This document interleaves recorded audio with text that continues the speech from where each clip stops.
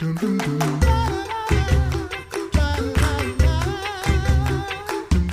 back to the Coffee Hour. I'm Andy Bates. I'm Sarah Gulseth. It is Developmental Disabilities Awareness Month this March, and who better to share wonderful stories with us about that than our friends at Bethesda Lutheran Communities. Joining us today, Mike Thirtle, CEO for Bethesda. Mike, thanks for coming on the Coffee Hour this morning. Oh, thanks, Andy. Thanks, Sarah. Great to be here again. You brought along a friend with you today. We have Marilyn Kauppinen. Marilyn, welcome to the Coffee Hour. Thank you very much. I'm glad to be here. Marilyn is the grandmother of Carl, and we can't wait to hear your story, Marilyn. Share with us your story about your relationship with your grandson, Carl. Well, my grandson, Carl, and I have a good working relationship. And I call it working because he's a work in progress. And I'm a grandmother, a work in progress. And we're really blessed in our relationship because Carl's mother is also a challenged adult.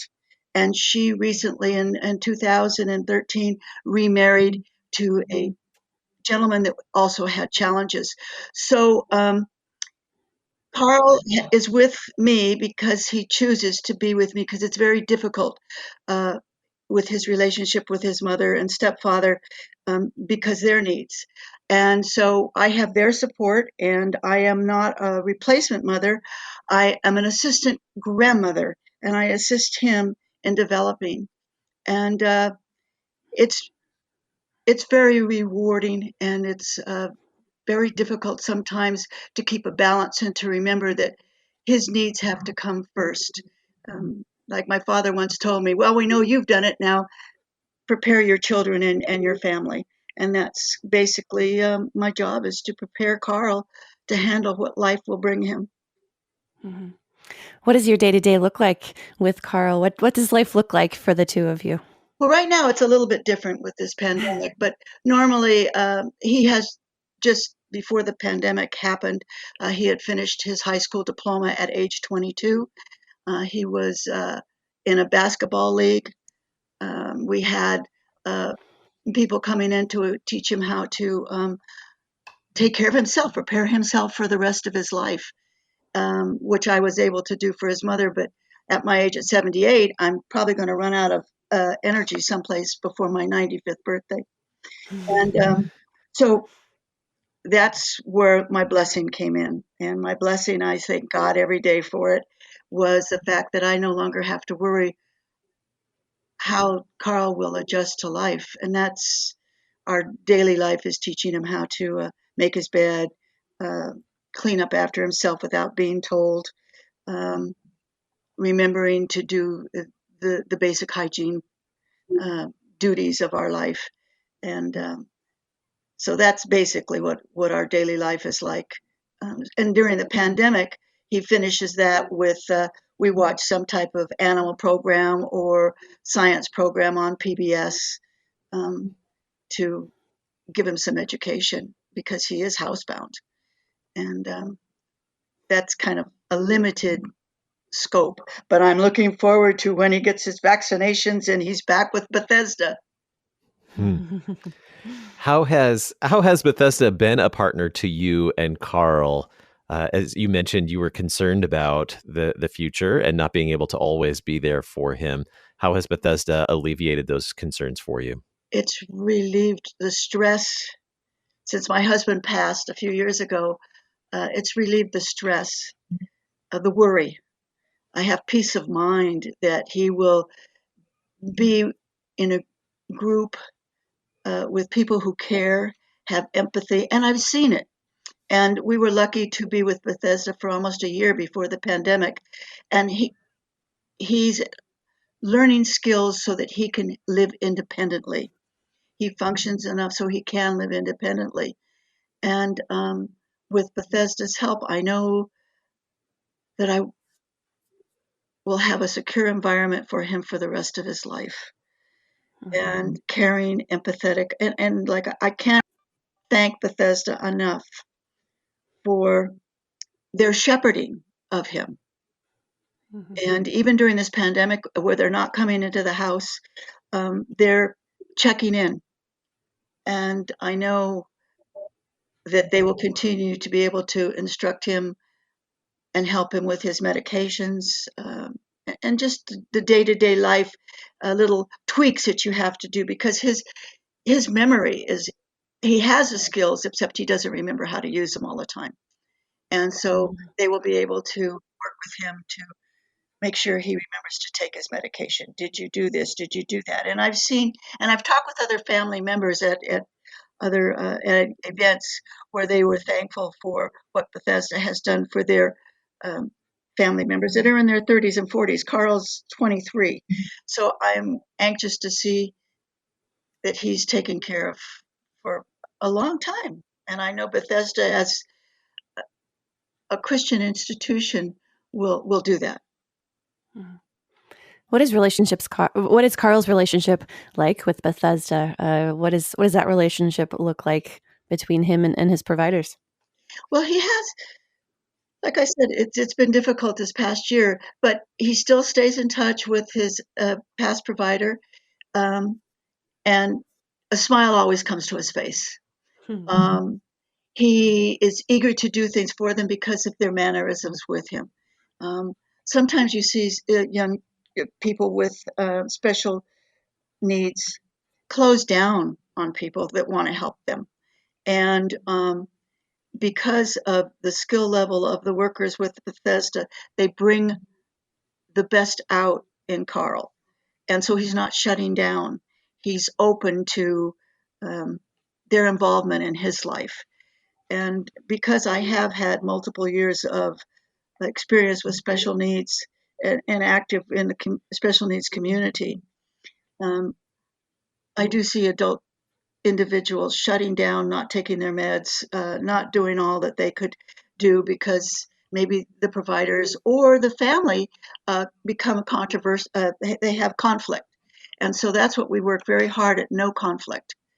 And so when there is conflict, I back away. I saw his workers when there was resistance to something, they had the skill level to back away. They knew exactly how to implement the techniques that are needed to work with individuals who have special needs and who have needs just like you and I have. Only there's more resistance sometimes because they've always had to fight in their mind to receive something. And they've had their fair share of bullying and they've had their fair share of obstacles. So with the staff at Bethesda, I haven't seen any of that resistance. And I have worked with special needs in the school district, and I was worked with the YMCA in their inclusion program for disabilities. So I'm aware of the training that you need, and I saw that training with the Bethesda staff. And I have to say that when it came time for me to choose an agency for Carl to identify with and to work with Carl, I was so impressed with Tony Duarte that came to see us. And I checked with one of the aides that I worked with in the school, had worked with in the school district here. And she worked at a house that worked with disabled adults. And I was so impressed with her professionalism. I called to verify that was she with Bethesda, and she said yes. And then I just called the regional center here in California and said, "You don't need to send anybody else out for me to interview. I'm going with Bethesda because of their professionalism and that I had seen with people that I'd worked with." So, like I say, Bethesda, because of their, and I really believe it's because of their faith and the dynamics of the religion that's brought into working with disabled individuals, that it makes a difference. And I see the difference. So that's how I feel about it. Thanks, Marilyn. Mike, how many individuals are affected by disabilities in the United States today? Literally millions, Andy. The number is difficult to nail down, but our best guess is about 6 million people have a developmental disability based upon estimates. I just want to say real quick that I'm in awe of Marilyn and what she's doing for her grandson. Marilyn, thank you for what you do. It's truly an amazing walk that you have, and I really, really appreciate your story here this morning. Well, God blessed me with some gifts, and Hmm. so I pass them on. How many, Mike? I know you shared. The numbers are hard to pinpoint. Any idea how many have the support they need to live independently, like the way that Carl's receiving support? Yeah, unfortunately, not enough receive that, Andy, and that's one of our objectives and goals here at Bethesda is to be able to support more and more people. This is a very difficult market, if you will, to economically to support people. Bethesda, like many organizations, is provided with reimbursements from the government to help support people like Carl, but it's not enough. I mean, literally, we probably receive about 70 cents on the dollar of what it costs us to operate. So we have to raise money to be able to stay afloat. And I'm so proud of this organization. When I stepped in as the CEO about 7 years ago, we were losing north of $40 million a year. We were going out of business in a few years, and a lot of people didn't know that. But this team has done amazing work here. The team in California, where Marilyn and Carl are at, are amazing people. We're looking like we're going to be in the black this year, meaning we're not going to be losing money this year, which has been awesome. But we're still trying to support more people, and it's hard because of COVID, because of the economy, because of a lot of issues. But we're doing God's work here, and we're trying to help people across the country. What makes Bethesda Lutheran Communities unique in this space? So I believe, Sarah, that our value proposition is tightly coupled to our Christian beliefs, just like Marilyn said. And I'm glad that shines through because I truly believe that's what it's about here. And what it's about to us in this organization is that we believe it is part of our core values and principles that every single person on the planet, regardless of their intellectual or developmental capabilities, whether you've got an IQ of 150 or an IQ of 50, that you can be saved. And that the Lord has given us this opportunity to reach people, to help them, not just in their physical needs or their intellectual needs, but their spiritual needs. And I truly believe that separates and differentiates us from every other provider out there. Mike, share with us how Bethesda is helping us learn about developmental disabilities during this Disabilities Awareness Month and how we can increase awareness as well. There's a lot of things happening right now. In March, we truly believe we're leading the way on this. We just had a blessing of hands for our employees. Right before I jumped on this call, Billy Malden, who's a friend of ours, he's a senior advisor to our team on Faith Matters. He's also senior chaplain at Motor Racing Outreach. And Marilyn's grandson Carl had an opportunity to go to a NASCAR race last year before COVID hit. Mm-hmm. We just had a blessing of hands today for our staff. Tonight, March 1st, 7 o'clock Central, we're having a concert with another friend of ours named Jessica Muse. And she's broadcasting, she's been on the coffee hour here too in the past. She's broadcasting from Cornerstone Village, our new apartment development up in Victoria, Minnesota. As you probably remember, Andy and Sarah, Jess was a American Idol finalist from a few years back.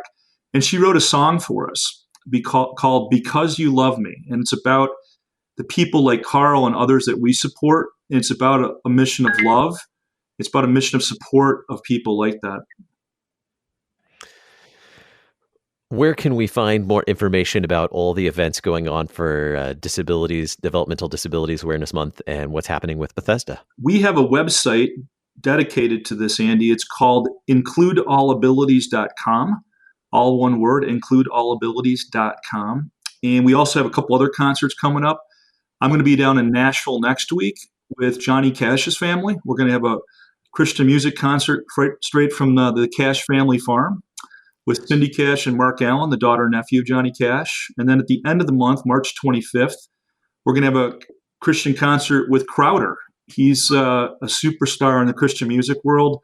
And we'll be out at Forest Hill Church in Charlotte, North Carolina on March the 25th at 7:30. But you can see all these events and the times and links to that at includeallabilities.com. Well, it's our pleasure to get to share these great events with our listeners today and to continue to increase awareness about developmental disabilities.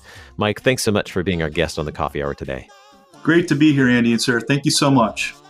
Marilyn, thanks so much for sharing your story with us here on the Coffee Hour today. Thank you for having me. You've been listening to the Coffee Hour. I'm Andy Bates. I'm Sarah Gulseth. The Coffee Hour with Andy and Sarah is a production of KFUO. To support the Coffee Hour and KFUO Radio, visit KFUO.org. You can also text KFUO to 41444 or send an email to gifts@kfuo.org. And you can call us at 800-844-0524. KFUO. Christ for you, anytime, anywhere.